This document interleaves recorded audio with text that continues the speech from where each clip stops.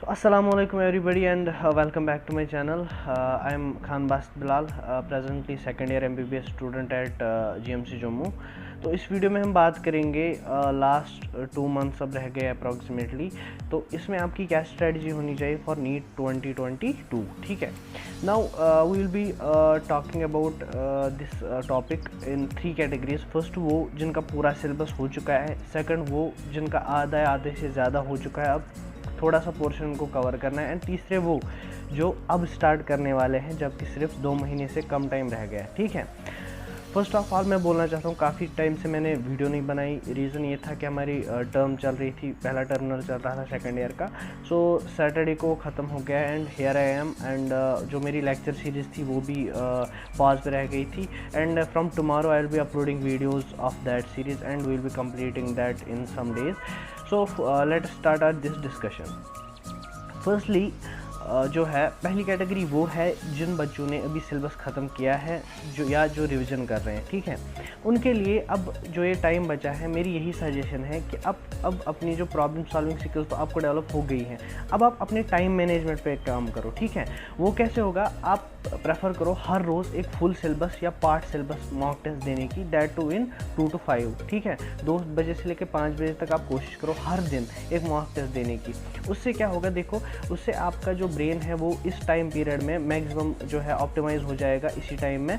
तो जब आपका एक्चुअल एग्जाम होगा वो भी इसी टाइम में होगा, तो आपको बहुत बेनिफिट मिलेगा. ठीक है, एंड सेकेंडली ये है कि काफ़ी बच्चे ऐसे होते हैं जिन्होंने काफ़ी ज़्यादा रिविजन्स किए होते हैं और काफ़ी नॉलेज होती है उनके पास, उनने 2 साल बहुत मेहनत की होती है, but at the towards the end of the preparation phase वो मॉक टेस्ट कम देते हैं और टाइम मैनेजमेंट की वजह से उनका पेपर जो है गंदा चला जाता है. ठीक है, तो आप अभी जब आप मॉक टेस्ट दोगे तो आपको सीधे समझ आ जाएगा कि आपके लिए फिजिबल क्या है. मोस्टली क्या होता है, पहले बायो अटेम्प्ट करना फिजिबल होता है क्योंकि कम टाइम में होती है, उसके बाद केमिस्ट्री, उसमें भी ठीक ठाक टाइम लगता है, और एंड में फिजिक्स के लिए आपके पास बहुत टाइम बच जाता है जिसको आप यूटिलाइज कर सकते हो. सो ये सब चीज़ें जो है, कौन सा पोर्शन पहले अटेम्प्ट करना है, क्या पहले OMR फिल करना है, लास्ट में एक साथ करना है, तो अकॉर्डिंग टू यूअर फिजिबिलिटी वो आपको मॉक टेस्ट से पता चलेगा. इसलिए बहुत इंपॉर्टेंट है कि आप अभी से मॉक टेस्ट देना स्टार्ट करो जितने आप दे सकते हो.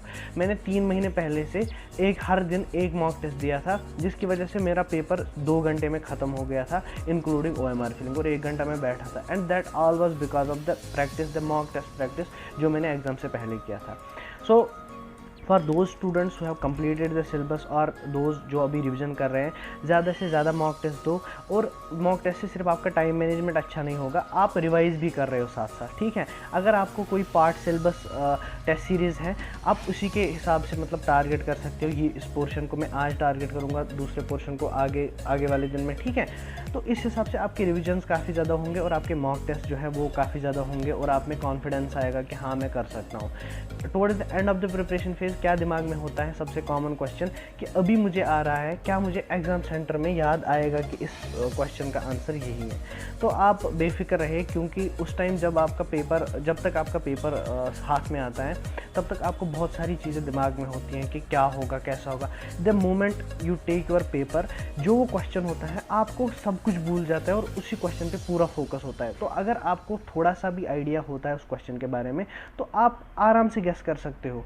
तो आपको कॉन्फिडेंट रहना है, अपनी जो मेहनत की है आपने उस पर फेथ रखनी है. ठीक है, और ज़्यादा से ज़्यादा मॉक टेस्ट देने हैं, और आप सिलेबस ऑलरेडी आप कवर कर चुके हो, और जितना आपने किया है, मैंने इससे पहले भी एक वीडियो में बोला था कि जो नीट है, नीट में लेंथ मांगता है एग्ज़ाम, और जो JEE है उसमें डेप्थ मांगता है. मतलब नीट में आपको टारगेट सारा सिलेबस करना है, और जो आजकल कट ऑफ हो रहा है वो बहुत हाई है. तो आप कोशिश करो, जिनका सिलेबस हो भी गया है और उन्होंने कुछ पोर्शन छोड़ा था, मैं उनके लिए बोल रहा हूँ कि वो पोर्शन भी करना जो है उसकी भी कोशिश करें, सो दैट एटलीस्ट समथिंग उनको उसमें से आए. ठीक है, तो नीट में प्रेफर करो कि ज़्यादा से ज़्यादा सिलेबस आप कवर करो. ठीक है, so this was about the guys जिन्होंने सिलेबस ख़त्म किया है.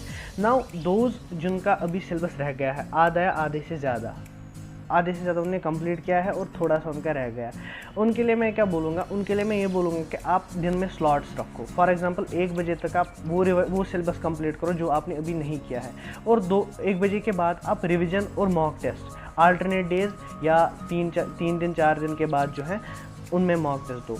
इससे क्या होगा, एक तो आपकी जो टाइम मैनेजमेंट के लिए प्रैक्टिस है वो भी कंटिन्यू रहेगी, और यहाँ से आप सिलेबस भी कवर कर रहे हो, और आपको मेहनत करने की बहुत ज़्यादा ज़रूरत है अगर आपका सिलेबस अभी भी पेंडिंग है। ठीक है, तो ये उनके लिए।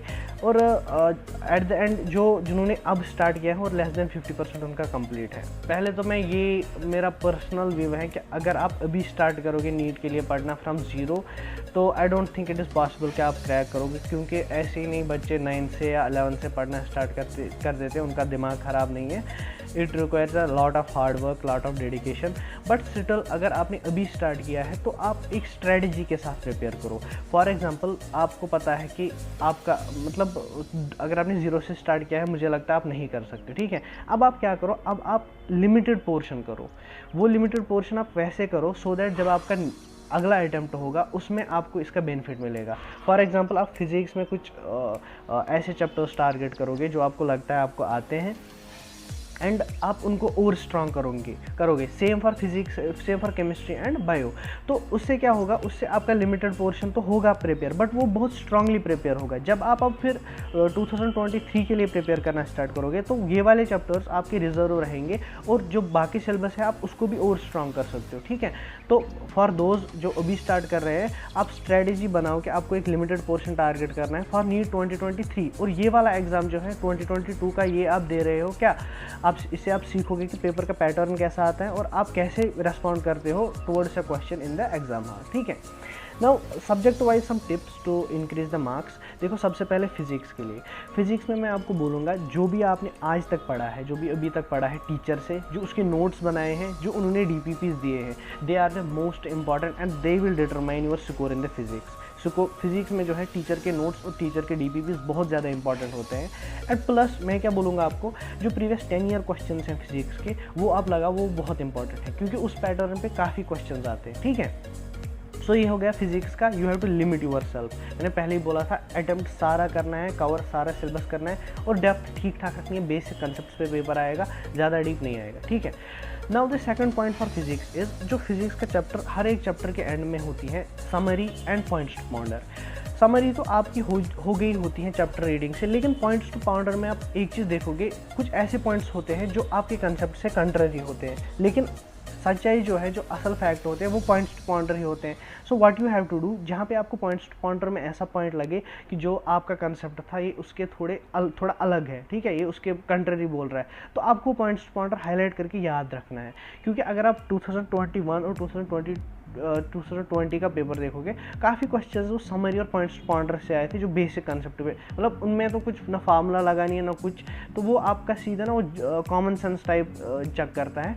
तो points to pointer and summary बहुत इंपॉर्टेंट है। ठीक है, एंड अगर आपको फिर भी टाइम मिले, एक तो मैंने आपको बोला रिवीजन के लिए टीचर के नोट्स, टीचर के DPPs और पॉइंट्स टू पॉइंटर, समरी, और अगर आपको फिर भी, और प्रीवियस 10 ईयर क्वेश्चन, अगर आपको फिर भी टाइम मिले, सो आई थिंक जो इन टेक्स्ट क्वेश्चन होते हैं, not the exercise on the NCERT, the in text question on the NCERT which are solved over there, उनमें से काफ़ी क्वेश्चन पूछे जाते हैं, और आप पेपर भी चेक करो, काफ़ी क्वेश्चन ऐसे पूछे गए होते हैं।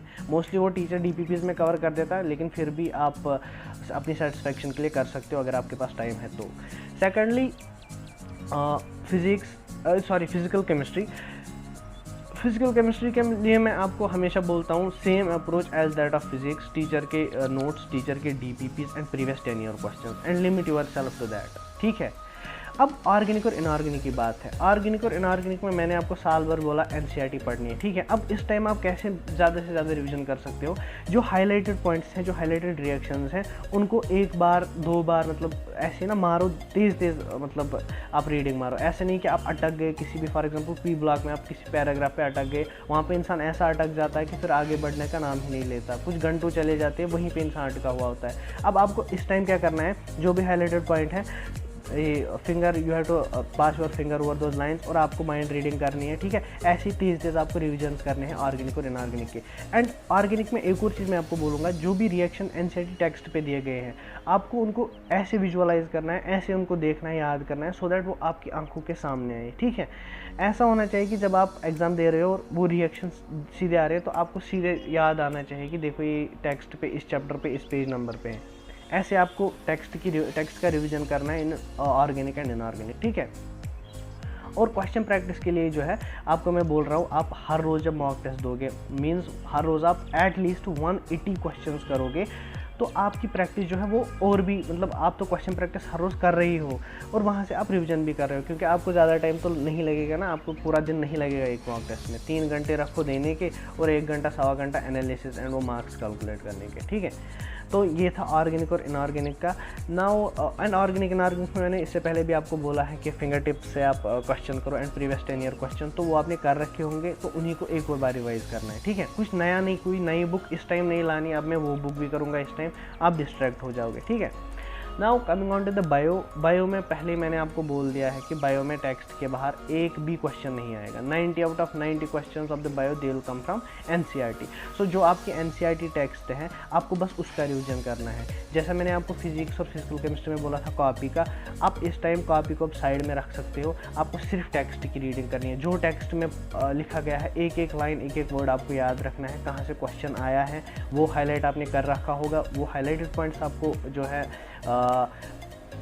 रिवाइज करने हैं। And the labelling of the diagram, जितनी भी डायग्राम्स हैं उनकी लेबलिंग, एंड प्लस जो हर एक यूनिट होता है उसके स्टार्ट में एक साइंटिस्ट का कुछ रोल दिया हुआ होता है। For example in human physiology there is role of Alfonso Corti, जो पहले कुछ था ना, वो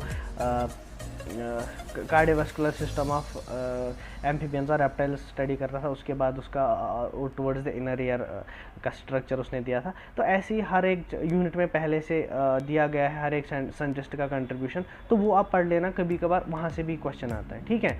एंड टेक्स्ट को ज़्यादा से ज़्यादा रिवाइज करना है। जो मेरी एक वीडियो है वहाँ पे क्वेश्चन PDF है, 270 क्वेश्चंस ऑफ बायो, उससे भी आपकी बायो की एक एक लाइन रिवाइज होती है, उसमें सारी बायो कवर की हुई है। तो अगर आप कभी कभार क्वेश्चन से प्रैक्टिस करना चाहते हो, रिवाइज करना चाहते हो एनसीईआरटी टेक्स्ट बायो की, तो आप उस PDF से कर सकते हो। उसकी लिंक भी मैं डिस्क्रिप्शन में इसी वीडियो में दे दूँगा। तो बाकी आपको अपने ऊपर जो है भरोसा रखना है, अपनी प्रिपरेशन पे भरोसा रखना है। जितनी भी आपने मेहनत की है 2 साल या 1 साल, तो आपको उसका फल मिलेगा, मेहनत ज़ाया नहीं होती। So best of luck to you, keep studying, remember in prayers. अल्लाह हाफिज़।